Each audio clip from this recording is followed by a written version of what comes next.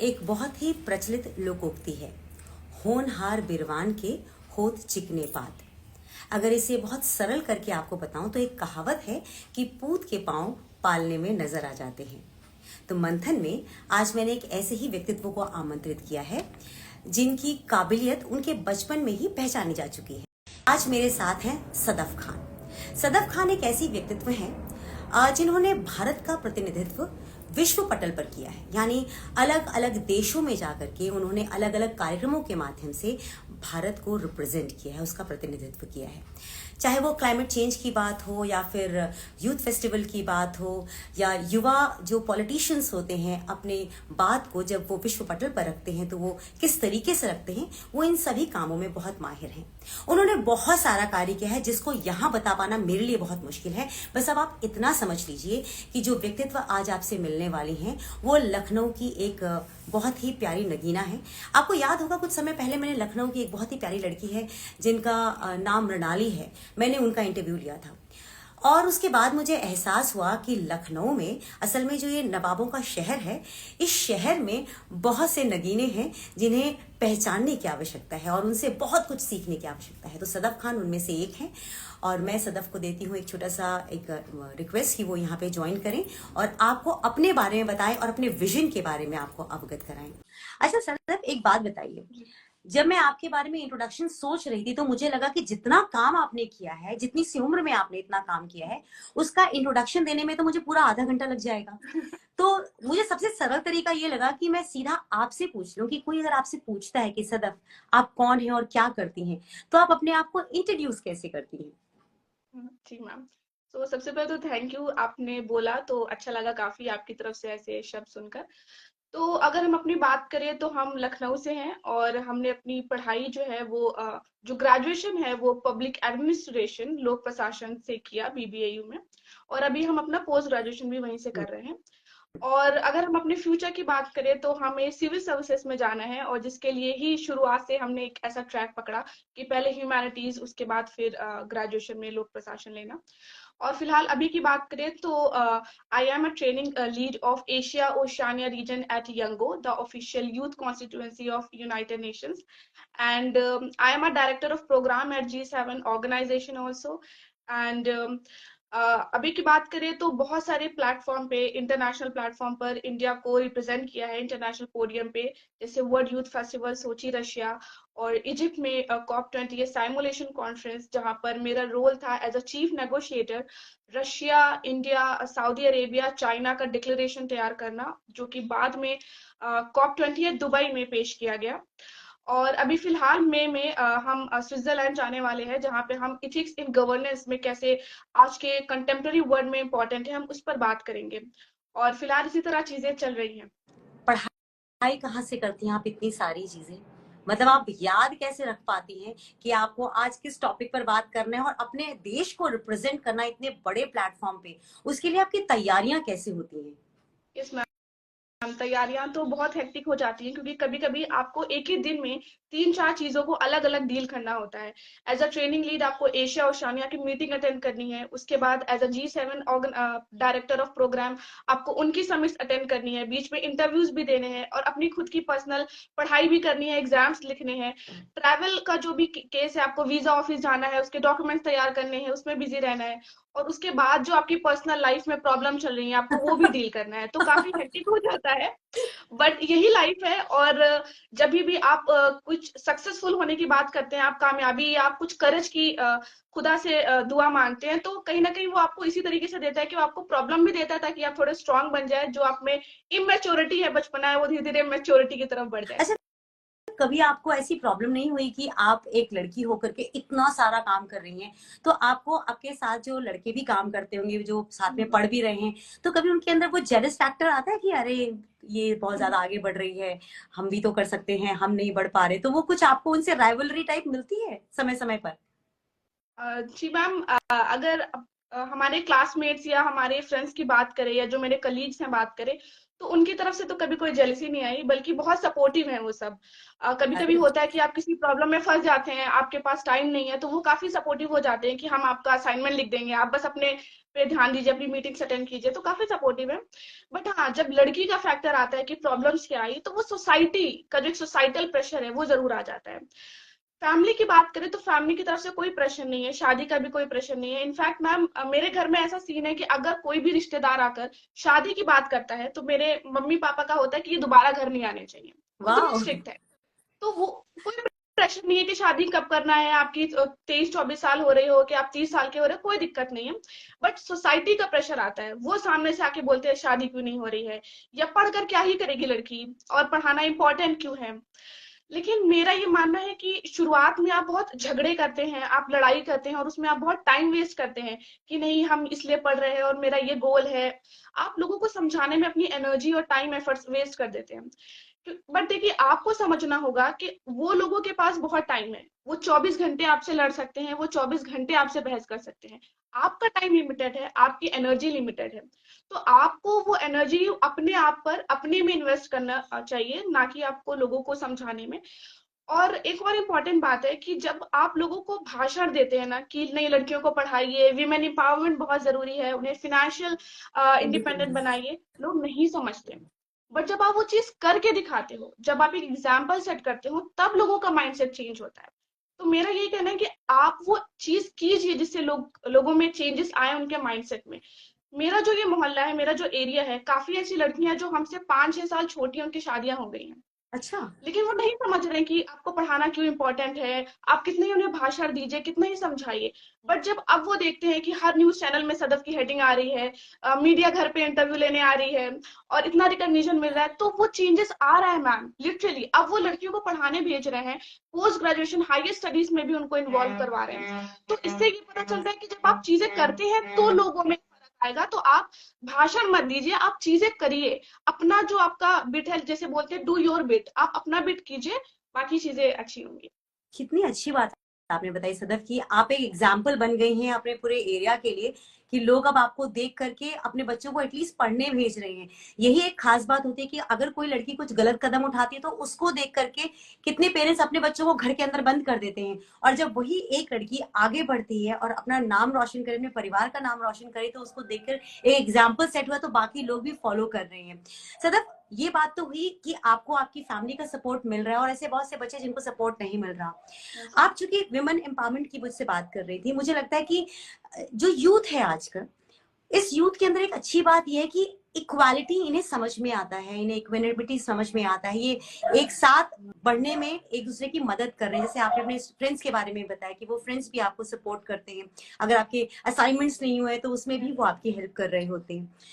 तो जब आप नेशनल प्लेटफॉर्म पे, ग्लोबल प्लेटफॉर्म पे जाकर के बात करती हैं, जब आप क्लाइमेट चेंज की बात करती हैं, तो क्या वहां पे आपको ये जो महिलाओं के साथ डिस्क्रिमिनेशन होता है, चाहे वो कलर का हो, रंग भेद हो, या हमारे लिंग के बारे में हम बोलते हैं डिस्क्रिमिनेशन होता है, क्या ये डिस्क्रिमिनेशन आपको वहां के प्लेटफॉर्म में भी नजर आता है? देखिए मैम, डिस्क्रिमिनेशन की बात करें तो वो सिर्फ, चाहे वो जेंडर का हो या आप रेस लीजिए, आप एथनिसिटी लीजिए, तो डिस्क्रिमिनेशन तो एग्जिस्ट करता है अभी भी, ये आप विदेशों फैक्ट डिनाई नहीं में कर भी, सकते। विदेशों में भी। विदेशों में भी, देश में भी, अगर आप कोई रिमोट एरिया में इंडिया के जाएंगे तो अभी भी डिस्क्रिमिनेशन है, चाहे हमारे वो यहाँ तो अलग बात ही अलग। मत कीजिए, हमारे यहाँ तो है ही है। यस मैम, तो डिस्क्रिमिनेशन तो है। आप बाहर कंट्रीज में भी जाएंगे, और एक इम्पॉर्टेंट बात है कि जब आप बाहर जाते हैं इंडिया को रिप्रेजेंट करने, तो वहां पे आप सॉफ्ट पावर डिप्लोमेसी का एग्जांपल देने जा रहे हैं। तो आपको ये चीज क्लियर होनी चाहिए कि आपके द्वारा बोला गया एक शब्द वो पूरा इंडिया का इमेज बना लेंगे। तो अगर आप कुछ उनको इंडिया के बारे में बता रहे हैं, तो वो चीज फैक्चुअली करेक्ट होनी चाहिए। वो चीज सच में ग्रास रूट लेवल पे करेक्ट है, ऐसा हो रहा है, तभी आप उस पर बात कीजिए। और अगर आपको नहीं पता है और इंटरनेशनल पोडियम पे आपके सामने कोई क्वेश्चन आ रहा है, आप उसको स्किप कर दीजिए, आप अटेंड मत कीजिए। क्योंकि आपके द्वारा एक कुछ गलत बोला गया शब्द इंडिया के लिए पूरा एक इमेज खराब हो जाएगा इंटरनेशनल लेवल पे। तो बाहर तो ऐसा है, क्योंकि जब आप जाते हो वो बोलते हैं माइनॉरिटीज के साथ ऐसा क्या हो रहा है, विमेन्स के राइट कहाँ है इंडिया में, जैसे भी मणिपुर में हो गया, तो सीधे आपके सामने क्वेश्चंस राइट। आएंगे। आपको उनको फैक्ट्स के साथ, आपको उनको डेटा के साथ प्रेजेंट करना है, ताकि वो डिनाई ना कर सके। है ना? तो आप सारी क्योंकि आज का प्रिपरेशन टाइम करके जाती हैं ये यस सारी बातों की, जो भी मैम, उस टाइम नेशनल पॉलिटिक्स में चल रहा होता है, you are already prepared for that जब आप वहां जाती हैं? ऑब्वियसली मैम, मतलब जो भी नेशनल लेवल पे या कोई छोटे लेवल पे भी किसी गांव में कुछ इंसिडेंट हुआ है, या इंडिया में ज्योग्राफिकली, पॉलिटिकली, इकोनॉमिकली क्या चीजें चल रही हैं, वो चीज आपको अवेयर होनी चाहिए। कोई भी बिल आ रहा है, किसी पे भी डिबेट्स चल रही हैं, जैसे अभी क्योंकि आपके पास दोनों पॉइंट्स होने चाहिए, इंडिया कहाँ पे ग्रोथ कर रहा है और इंडिया कहाँ पीछे है। आपको दोनों चीज पता होना चाहिए, दोनों के बैलेंस इंपॉर्टेंट है। अगर आप सिर्फ तारीफ करें और आपको इंडिया के लूप होल्स नहीं पता, आप वहां पे फंस जाएंगे। और राइट। अगर आपको सिर्फ लूप होल्स पता है तो आप इंडिया को और ही बेकार बता दोगे, क्योंकि आपको हाँ तो हाँ। बेनिफिट्स पता ही नहीं है इंडिया कहाँ आगे जा रहा है। क्योंकि जब आपको लोग बोलते हैं कि इंडिया तो गरीब है, इंडिया ने क्या हम्म। किया, है ना, तो आपको बताना होगा कि नहीं, सागर माला, भारत माला, गोल्डन क्वाड रिलेटेड प्रोजेक्ट की बात हो, समुद्रयान मिशन के तहत हम ब्लू वाटर इकोनॉमी से जोड़ने की बात कर रहे हो, या वन ग्रिड वन सन की बात कर रहे हो, या फिर हम 75 करोड़ का प्रोजेक्ट जो है वो हम अंडमान निकोबार आइलैंड में अभी बना रहे हैं ताकि हम चाइना के दबाव को रोक सके। आप ये काउंटर पॉइंट्स देंगे, तो राइट। आपको सब चीजें वेल प्रिपेयर्ड होनी चाहिए। क्योंकि डिस्क्रिमिनेशन तो होगा, क्योंकि जब आप जाओगे तो कभी कभी एक एक कंपटीशन हो जाता है ना, कि वो कंट्री टू कंट्री, कि किसी हम्म। कंट्री ज्यादा बेटर है, हम्म। हम आपको डिमीन कर देंगे इंटरनेशनल लेवल पे। तो वो क्वेश्चंस को डील करने के लिए आप वेल प्रिपेयर्ड होने चाहिए। बहुत खूब आपने बात कही। अच्छा, आपको कभी ऐसा लगा कि हमारे देश के बहुत अच्छे पदों पर बैठे हुए जो राजनेता हैं, कई बार विदेश में जाकर के अपने ही देश की ऐसी बुराई करके आ जाते हैं कि वो बाद में वो यहाँ से भी वो उनका मजाक भी उड़ाया जाता है, और हमारे लिए बहुत शर्मिंदगी की बात होती है कि हमारे देश का व्यक्तित्व दूसरे देश में जाकर के जो हमारे यहाँ के नेता हैं वो हमारे लिए कुछ गलत बोल के आए हैं। तो ऐसे में कभी आपके पास ऐसे क्वेश्चंस आए हैं जिसमें उन्होंने कहा कि अरे आपके तो फलाना नेता आए थे, वो तो हमारे देश के बारे में ये बोल के गए हैं, तुम कैसे अपने देश की तारीफ कर रहे हो? तो ऐसा कभी सामना करना पड़ा सिचुएशन का? जी मैम, नेता की भी बात हो गई, दूसरा मीडिया की भी बात हो गई, क्योंकि जब वो चीजें केसेस पढ़ते हैं तो उनको होता है कि ऐसा ऐसा चल रहा है क्या आपकी कंट्री में, ऐसा भी होता है क्या, तो उनको क्लियर करना पड़ता है कि नहीं, ऐसा कुछ नहीं है। और देखिए, कोई भी कंट्री आप ले लो, उनकी इंटरनल इश्यूज तो चलेंगे, प्रॉब्लम्स तो है ही, और हम उस पर काम कर रहे हैं। हम ये नहीं दावा करें कि हम डेवलप्ड कंट्री हो गए हैं, नहीं। हम अभी भी एम कर रहे हैं कि 2047 में जब हम अपना 100th इंडिपेंडेंस डे मनाएंगे, तो हम एम करें कि हम अपने आप को डेवलप या विकसित देश की श्रेणी में खड़ा कर सकेंगे।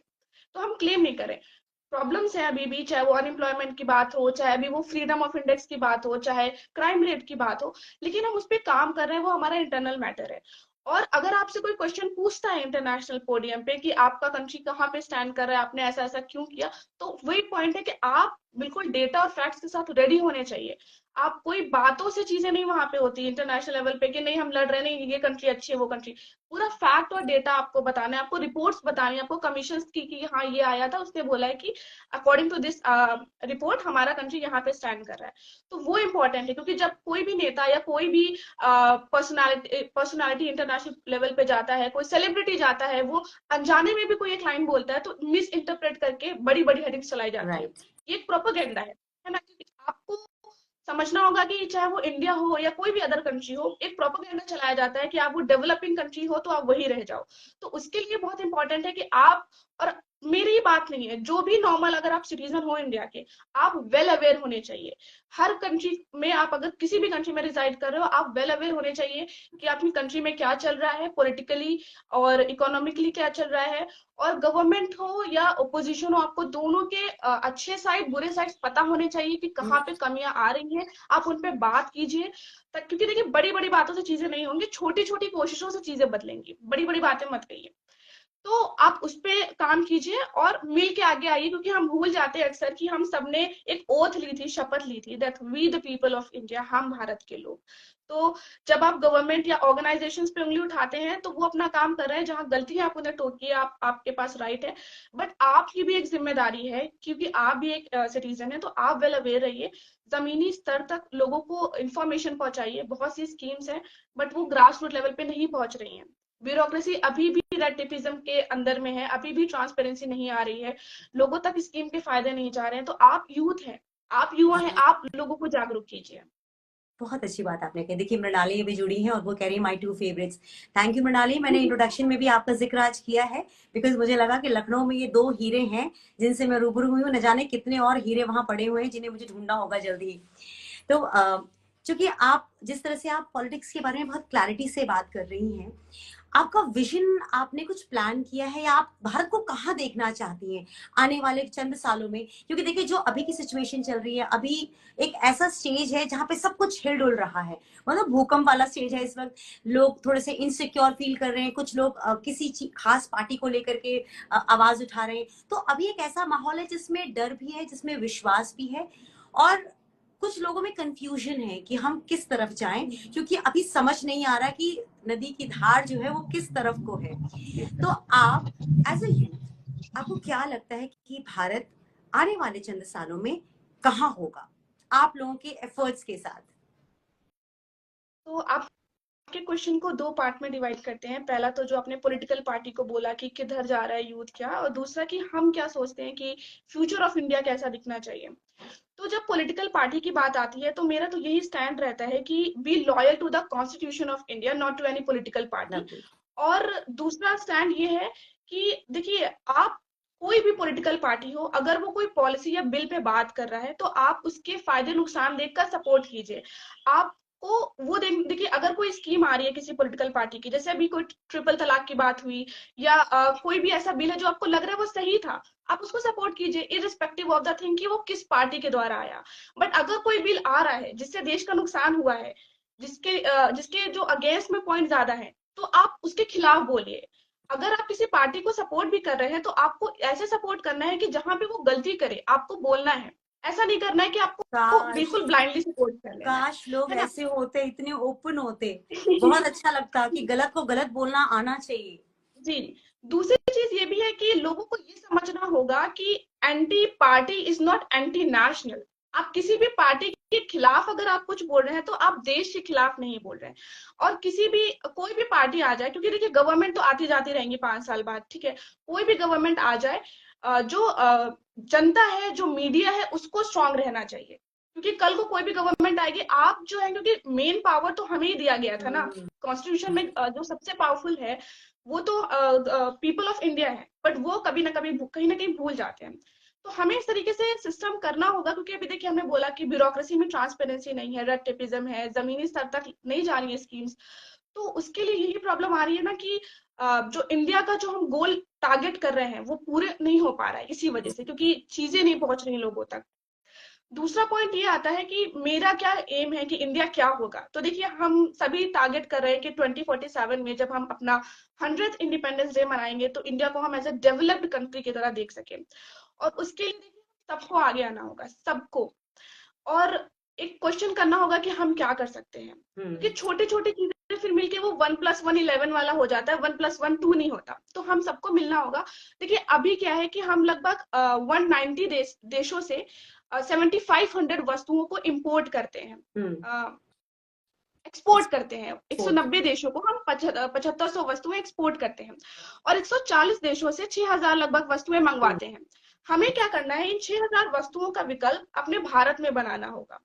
और उसके लिए एक और चीज की जरूरत है, हमारी मेंटेलिटी, जो कॉलोनियल माइंडसेट है कि जो भी चीज बाहर से इंपोर्ट होकर आई है, चाहे वो वो बेहतरीन है। सामान है या वो विचार है, वो हमसे बेहतर है, उससे आगे उठना होगा। राइट। यूथ को समझना होगा कि वेस्टर्नाइजेशन एंड मॉडर्नाइजेशन दोनों डिफरेंट चीज है। आप मॉडर्न हो सकते हो, जरूरी नहीं है कि आपको वेस्टर्न होना पड़े। और ऐसा भी नहीं है कि आप वेस्ट से कुछ मत लीजिए, जो चीज आपको सही लगती है वो वेस्ट से उठाइए। बहुत अच्छी चीज है किसी की अच्छी चीजों से सीखना। दूसरी चीज ये है कि आप क्या करिए, नेक्स्ट टाइम जो भी लाइव में जुड़े हैं, जब भी आप कुछ खरीदने जाइए मार्केट में, दो चीजें देखिए, ब्रांड कहाँ का है और मैन्युफैक्चर कहाँ हुआ है। अगर वो बाहर का ब्रांड है और बाहर मैन्युफैक्चर हुआ है तो वो रेड सिग्नल है, आपको नहीं लेना है। अगर वो बाहर का ब्रांड है लेकिन भारत में मैन्युफैक्चर हुआ है, वो आपके लिए येलो सिग्नल है। आपको विकल्प ढूंढना है, अगर विकल्प नहीं मिल रहा है तो आपको ले लेना है, क्योंकि आपके पास चॉइस नहीं है। थर्ड, अगर वो भारत का ब्रांड है और भारत में ही मैन्युफैक्चर हुआ है तो वो ग्रीन सिग्नल है, आपको ले लेना है। ये छोटी छोटी कोशिशें हैं, आपको इस तरीके से करना है, क्योंकि तब हम लोकल फॉर वोकल भी बनेंगे और लोकल टू ग्लोबल भी बनेंगे। तो ये चीज बहुत इंपॉर्टेंट है। Lovely, very nice. मतलब तो जी कितनी बिल्कुल। क्लैरिटी है विजन में, कितनी क्लैरिटी है। और ये इतनी छोटी छोटी बातें, जो जब ये बात बहुत नेशनल प्लेटफॉर्म पे जब नेता बोलते हैं ना, तो कहीं ना कहीं हम सबके मन में आता है, अरे ये तो वोट के चक्कर में बोल रहे हैं। लेकिन जब आज ये बच्चा बोल रहा है सामने, तो मुझे ऐसा लग रहा है कि ये एक्चुअली आज की यूथ है जिसका ये माइंडसेट है कि वो सच में अपने देश को तरक्की के रास्ते पे लाना चाहते हैं। हैट्स ऑफ टू यू कि आप इस तरह से काम कर रही हैं और इतनी वोकल होकर इतनी ओपनली ये बातें कर रही हैं। अदरवाइज आज के समय में इतना खुल करके बोलना, गलत को गलत और सही को सही बोलना, ये दमखम लोगों में नहीं है। लोग आजकल सिर्फ किसी न किसी खास व्यक्ति विशेष के लिए ही काम करते हैं, उनके लिए बोलते हैं। उन्हें लगता है कि अगर हमने यहाँ से यहाँ भी बोल दिया कुछ तो हम पॉलिटिकली इनकरेक्ट हो जाएंगे, तो we should be very very careful for this.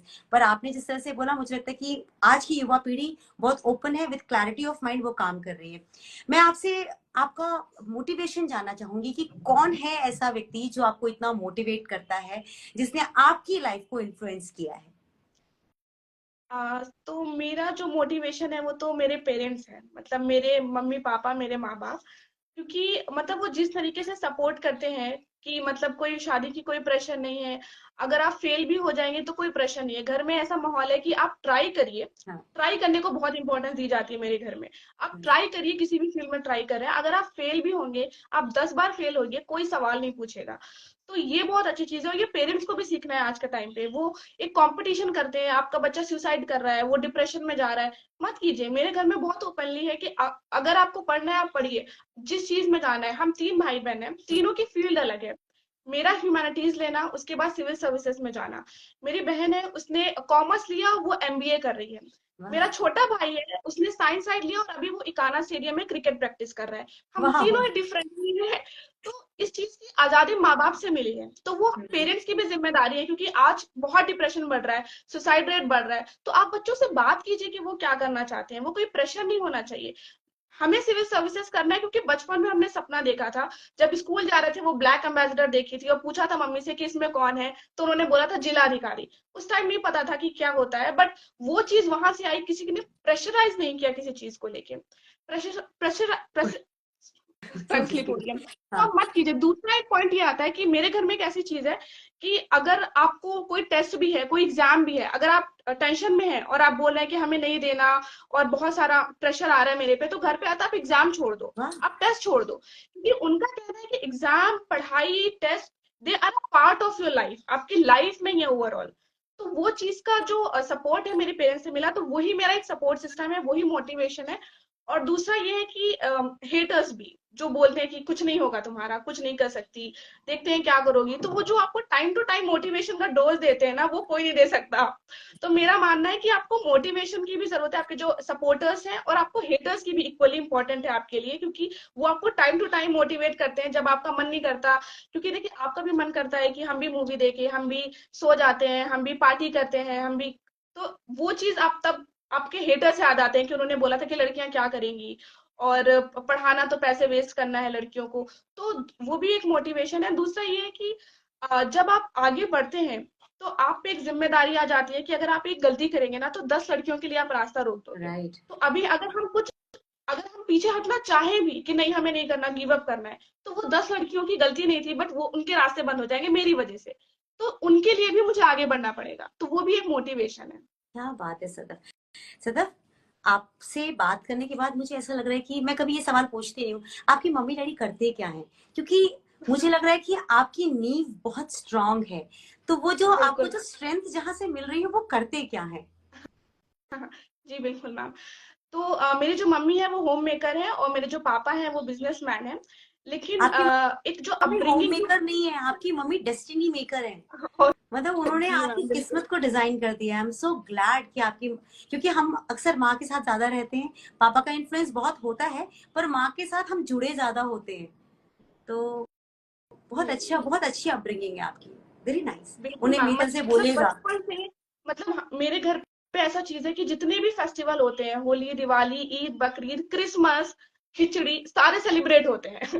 Mummy papa का कहना, इनफैक्ट मैम, मतलब लोग इतना परेशानी होते हैं कि क्रिसमस ट्री सजाना है, अभी प्लम केक बनाना है, अभी रंगोली की ये नहीं मिल रहा, अभी ईद का ये। तो सब बोलते हैं कि ये लोग पागल हो गए, इनकी पूरी फैमिली पागल है, मतलब इतना तो कोई सेलिब्रेट नहीं करता। बट मेरे घर में ये कि फेस्टिवल बने हैं खुशियों के लिए, सेलिब्रेट करने के लिए, अच्छा खाने के लिए। तो सारे फेस्टिवल सेलिब्रेट होना है।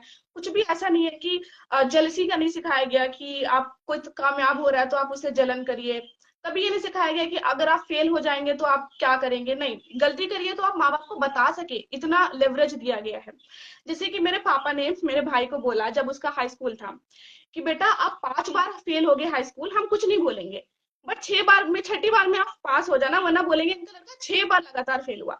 तो इस तरीके का अगर आप फ्रीडम देते हो बच्चों से, इस तरीके से बात करते हो, तो उसे डर नहीं है फेल होने को, वो कल को सुसाइड नहीं करेगा फेल होने राइट। के बाद। उसको ये लेवरेज है कि पापा ने बोला है कि अगर बेटा फेल होगी तो तुम्हें रेड कलर की बाइक मिलेगी, पास हो गए तो ब्लैक कलर की मिलेगी। तो क्या इस तरीके का है कि कोई प्रेशर नहीं है, कोई टेंशन नहीं है कि आपको पढ़ाई करना ही करना है, आपको इस फील्ड में जाना ही जाना है। तो वो चीज का जो है ब्रिंगिंग बचपन से बहुत अच्छी मिली है। शादी की जैसे बात आई, तो मेरे से ही नहीं, मेरे भाई से भी शादी की इतनी जल्दी कोई बात नहीं करता, क्योंकि मेरे पापा का मानना है कि जब आप बच्चों से बचपन से ही शादी शादी करने लगते हो ना, तो वो माइंड सेट बन जाता है, थोड़ा दिमाग में आ जाता है शादी है और सेटलमेंट का मतलब शादी होता है। तो वो चीज नहीं करना। आप बच्चों को बचपन से जो आप बात करते हो, वो आपको डायरेक्टली इनडायरेक्टली उनको इन्फ्लुएंस करता है, सबकॉन्शियसली कॉन्शियसली। तो बहुत ही अच्छे से आप बच्चों से बात कीजिए, अपब्रिंगिंग अच्छी दीजिए। पेरेंट्स की भी जिम्मेदारी है कि आप उनको इतना लेवरेज दीजिए कि वो कोई भी फील्ड चूज कर सके, किसी भी फील्ड में जा सके और फेल भी हो सके। आपको सिर्फ यही सपोर्ट नहीं करना पेरेंट्स को कि आप जाने दो, आप इन्वेस्टमेंट करो बच्चों पे, आप पैसे लगाओ, आप उनको फेल होने की भी आजादी दीजिए। ताकि, क्योंकि देखिए लूजर क्या है, अगर आप परिभाषा दीजिए लूजर क्या है, तो मेरा मानना है कि लूजर वो इंसान है जो इतना ज्यादा डर जाता है फेल होने के नाम से कि वो कोशिश भी नहीं करता। हम्म। क्योंकि जिसने कोशिश करके वो हारा है वो तो लूजर नहीं है। तो वो चीज आप लेवरेज दीजिए कि इंसान कोशिश करे, ताकि बाद में कोई रिग्रेट या मलाल ना रहे कि हमने कोशिश नहीं की।